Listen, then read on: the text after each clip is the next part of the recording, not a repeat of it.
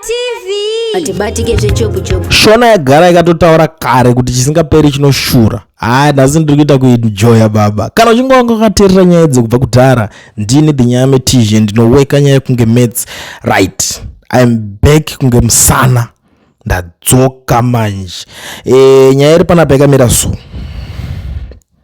Zimbabwean Chief Justice Luke Malaba will not participate in the Constitutional Court hearing on the War Veterans application challenging President Emerson Mnangagwa's term extension and a raft of constitutional amendment changing the country's political, electoral and government systems, as he is scheduled to retire on 15 May upon turning 75. The Constitutional Court set the hearing for May 20 to proceed without him following a tenure which saw him legal term extension being hotly contested. Akumana kubva kudhara ka uyu murume anonzi Malaba uyu rakanga riri bhiza. Ibhiza revarume ava ranga riri kumhanya naro kubva kudhara.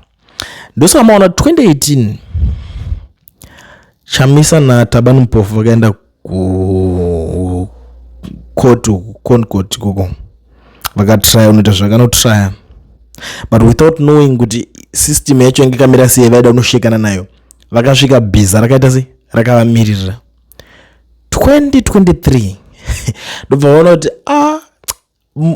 bhiza racho richitoripo rakasimba rakagarira riri. Saka tinototi tikatoenda kukoti kutambisa nguva, and that was their defense kuti tinge tongoenda makazvionera mega muresi ndokuti tingachadzokerako panga pakutongonetsa. Saka this time manje kune nyaya iri kufambiswa, nyaya yakaendeswa nemaWar Veterans vari kuenda vakamirirwa na Professor Love Momaduku pane nyaya yekuda kumisa ama-amendments zikunzi ime tinganoita ma-amendments chinchi unongoziva vanhu vekuti hondo vakarwa vese.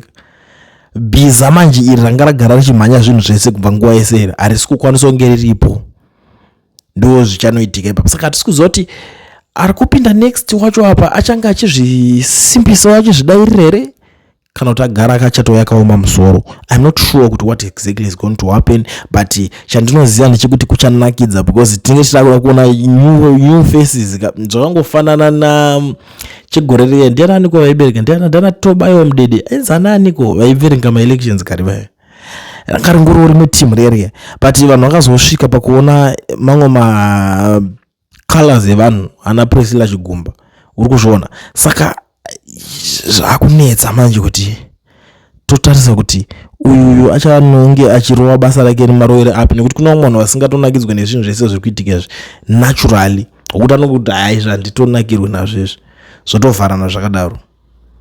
So nyaya iyoyi yekuma-judges iyi pane zvimwe zvakambotaurwa naNiki Mangwana, and I think ndichange tichinyatsoifambira nyaya yacho. Hanzi makachuza macriminals ichi amene mataurira aizviita nemaquestions akawandisa ekuti up to now ndikutoshamisika kuti why the judicial system yacho isina kumufonera ichinyatsobva kuti inzwisiso kuti ari kuti kudii, because he is not just an ordinary guy, he is the permanent secretary of information, but ane zvinhu zvaaitaura about zvekujudiciary. Saka hatichazivi kuti achitaura achirifeya kuna Malaba kana kuti achirifeya kune vamwe vakazopinda.